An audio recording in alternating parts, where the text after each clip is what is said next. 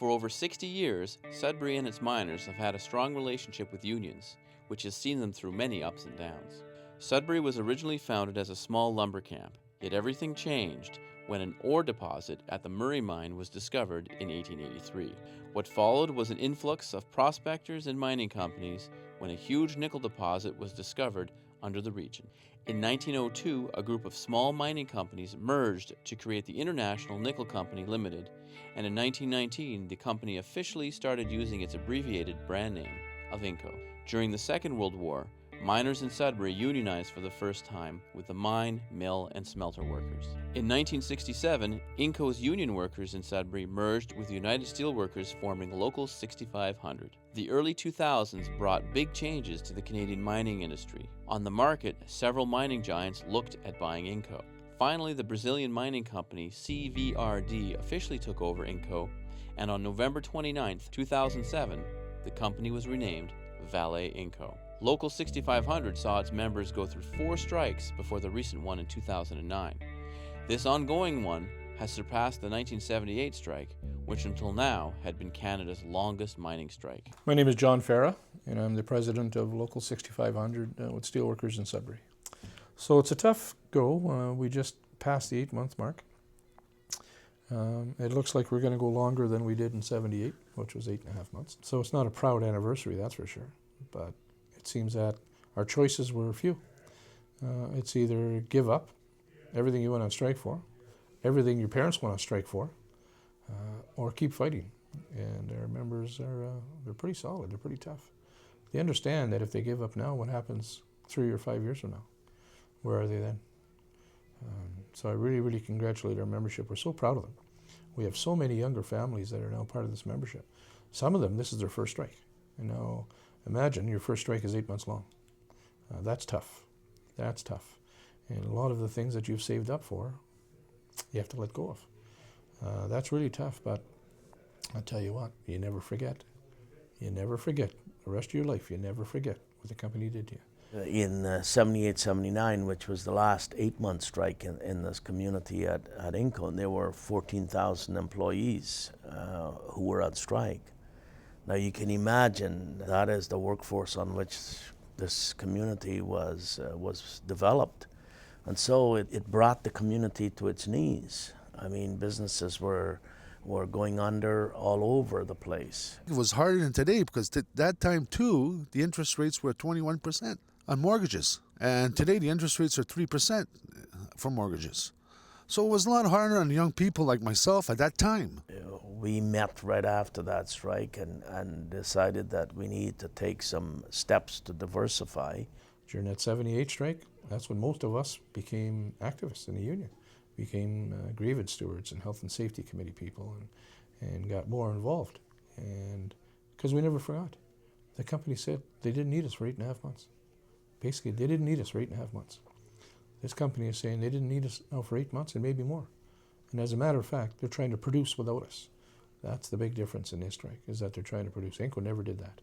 When Vale first took over the Sudbury Inco operations in 2006, they had stated that they would keep the status quo. In 2009, Vale Inco reversed its initial statement by executing major cutbacks to the Sudbury operations. In their present offer, Vale Inco wants to undo gains that the union has fought for over the last 60 years. We've never dealt with a company like this before. They have a different set of rules, certainly a different set of morals that we had not seen before with the old Inco.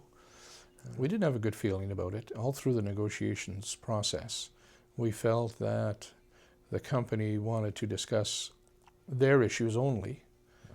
At the beginning of the bargaining process, we presented our proposals in the form of documents, and one is non-monetary issues, which means language issues.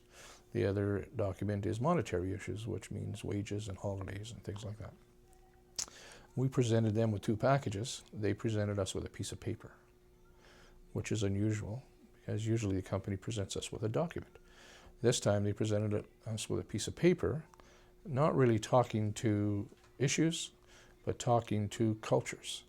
And this piece of paper talked about how we needed to change our culture and how we needed to understand the position of the company, and its need to be financially sustainable in all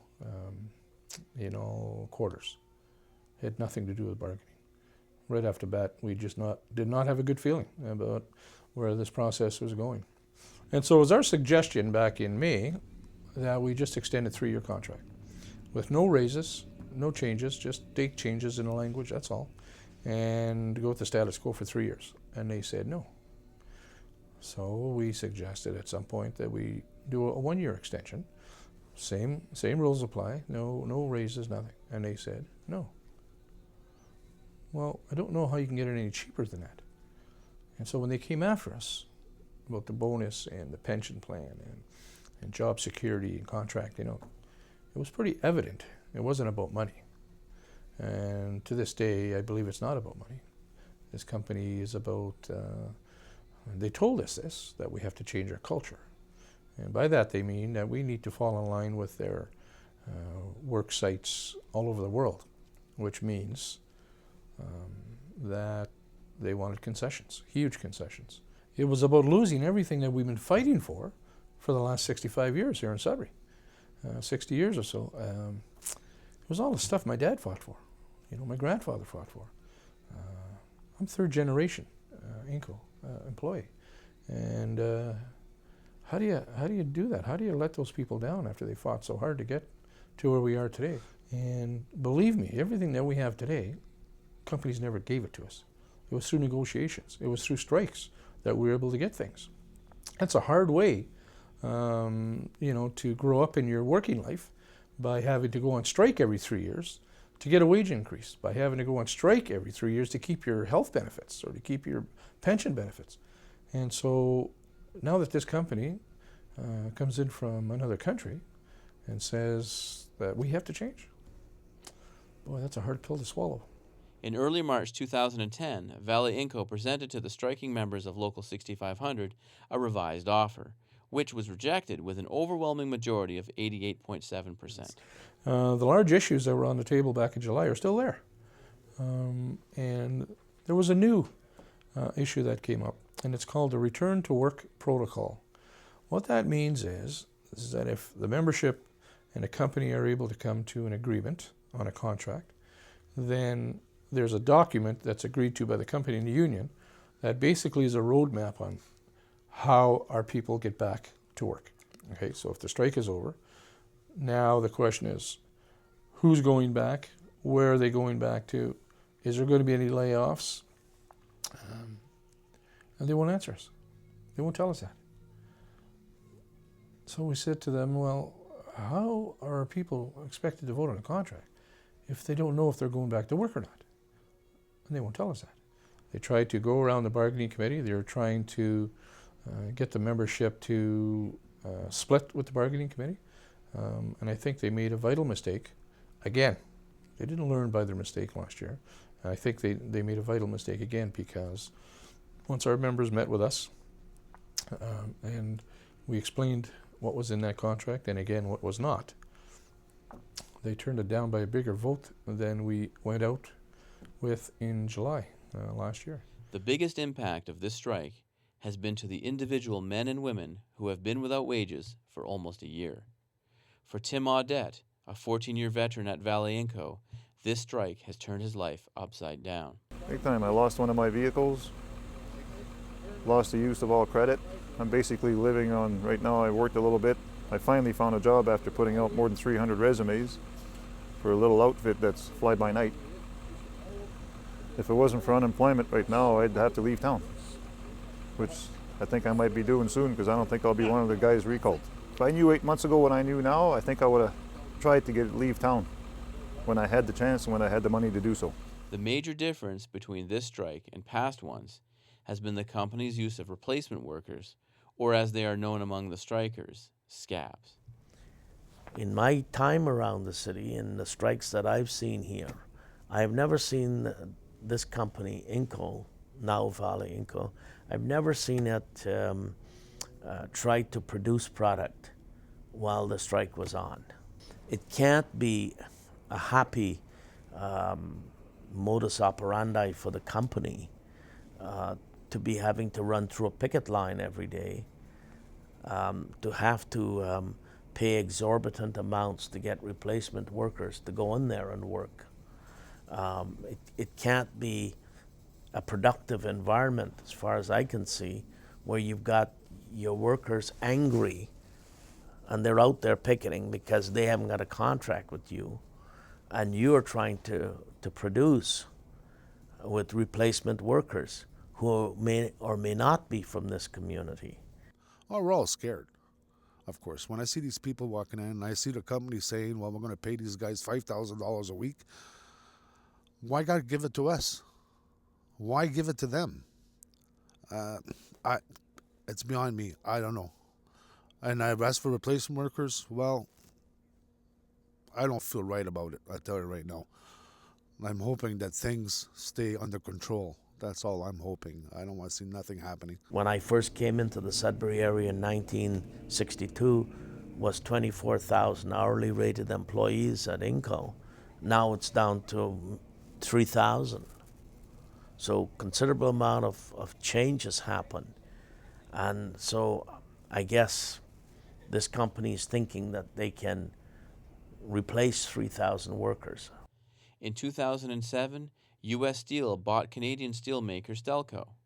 The Canadian government, with the condition that Stelco remained employed and operating, approved this takeover. In May 2009, U.S. Steel shut down its operations in Hamilton and Lake Erie. Canada was quick to respond and is now suing U.S. Steel for breach of conditions. Last year, Vale Inco laid off 261 workers in Sudbury. When Vale took over Inco, it agreed to similar conditions with the Canadian government. The striking workers and their union have demanded that Minister Tony Clement release in its entirety the original conditions of the takeover and to step in so that a settlement can be reached. The minister has backed away from their request and stated that Sudbury would be a valley of death without Vale. We have attempted to meet with Industry Minister Clements, and we've attempted to meet with people in the Prime Minister's office to ask that same question. We know that the contract, the confidential contract that was signed between CVRD, which was the company at the time before it became Vale, we know that the agreement CVRD signed with the government has some discussion about having a net benefit for Canada. When CVRD bought Inco, they were able to put in a clause that said there'd be no layoffs for 3 years. They broke that agreement because they have had layoffs. We're wondering what the net benefit for Canada has been. They laid people off. They've moved many jobs from Sudbury to Toronto to Brazil. Mining suppliers are going out of business. We've been on strike for 8 months. People in other locals, our 2020, Local 2020 local, have been laid off, threatened, are now being forced to do our work in the plants. It's hard for us to imagine what the net benefit has been for Canada, but nobody will talk to us, and that's a real shame. I had an opportunity to talk to the Minister Clements when he was in Sudbury for another function, and he was totally uncompassionate towards what was going on in Sudbury, and had no comments at all to talk about the situation here. That's terrible. He's an elected official. We should be able to ask him whatever we want. He should be able to answer us. He won't do that. I think the community, a large proportion of the community, is not conversant with the details of the disagreement, the details of what's involved in the contract. Certainly, a large part of the community does not understand the history of the relationship between Inco, now Vale Inco, and Local 6500. Everyone is seized with rumors or interpretations of what this means or that means. Even on the company's website, it's pretty vague.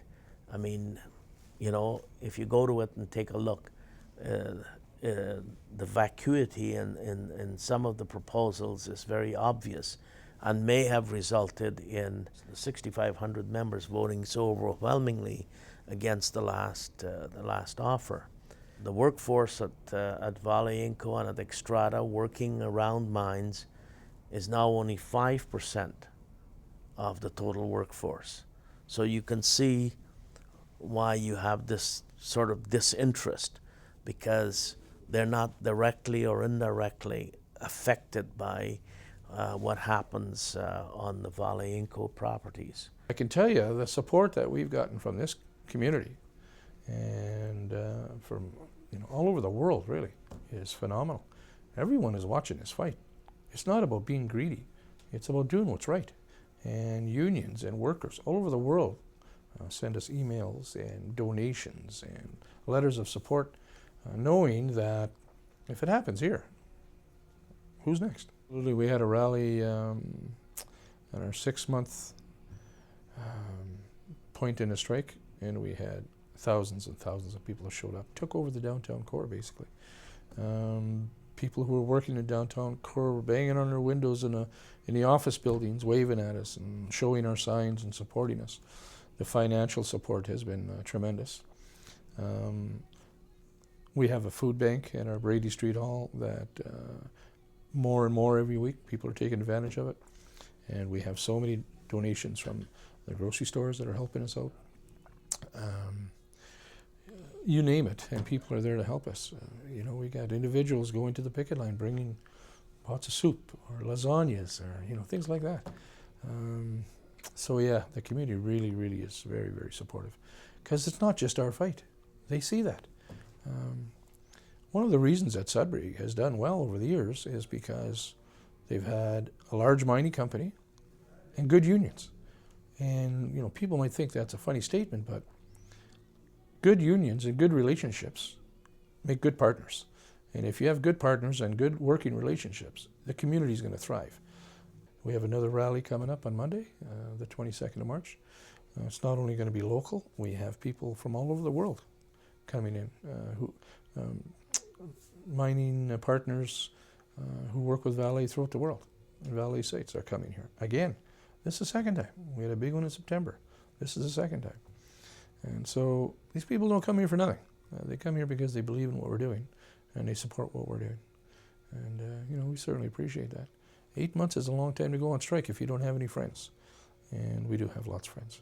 One of the more contentious issues of Vale Inco's offer is to decrease the nickel bonus earned by workers, which has supplemented their income for the last 25 years. It was the company that proposed it to the union, because at that time the company had no money to give the workers an increase in their wages. So that was the increase in their wages. It was the promise that if nickel hit $2.25 a pound, they'd get a nickel bonus.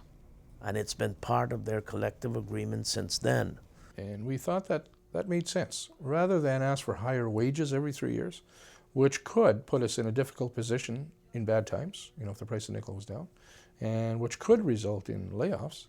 So rather than have that happen, we went to a bonus system, which basically said that when times are good, everyone shares in it. When times are not good, then we don't share in it. And that worked very, very well. That was since 1985. And only every year it paid a little bit, but not much, and nobody complained about it, and the company didn't have a problem with it. But in 2007 and 8, when the price of nickel skyrocketed, our people made unheard of wages because of the bonus, and the company made unheard of profits. And so it worked well for both sides. But this new company coming in now decided that they didn't want that to ever happen again. And I don't think a large part of the community understands that history and appreciates why the workers take the position they do on the bonus. And if you understood that, then I think you'd have a greater appreciation of why the union stand on that issue is the stand it is. That's very important. Another day goes by and the striking miners of Local 6500 continue marching for their rights. With almost a year on the picket lines, what is the hope for a compromise being reached? The issues that are on the table that we fought for so hard, our dads did, our grandfathers did. they just can't be dismissed because the company wants them dismissed. That's just not going to happen. So they're going to have to come to an agreement. We went to Toronto to have a mediator help both sides get closer together. I really believe that there was a window of opportunity there for us to get a contract, a fair contract, that's good for both sides.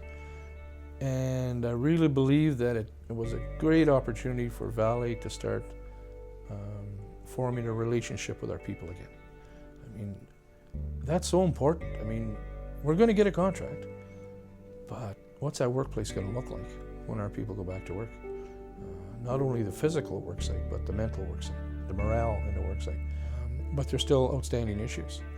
And we think it would be the best solution for both the company and the union right now would be to go to binding arbitration, where we both plead our cases, and a mediator now will determine what you need as opposed to what you want. And mediation, I think, binding arbitration would be the only way to do it. The company refuses to do that. So what's the message there? I think another exacerbating element in the negotiations is the fact that Vale, that bought Inco, is the second largest mining company in the world. And they're primarily in the iron ore business. So this nickel operation is a very small percentage of their total operation. So they have a certain way of doing business, and they've been very profitable at what they do. And so I think they're trying to impose that system on the nickel operations in Canada. And therefore, because of the way they operate, the local management is not on the bargaining committee. So the vice president of operations in Sudbury does not sit on the negotiating team. The company has its team of lawyers who are doing the negotiating on behalf of Vale. Contrast that with Xstrata.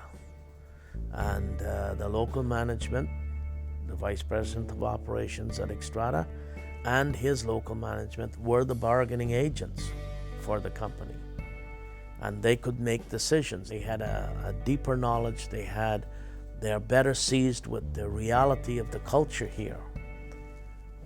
Whereas I would posit that Vale Inco does not have that. And it's too bad, because I think that element is missing at the bargaining table. After the mediated talks went nowhere, the striking workers and their many supporters started protesting Vale Inco on May 7th by blockading the entrances to several Sudbury mines.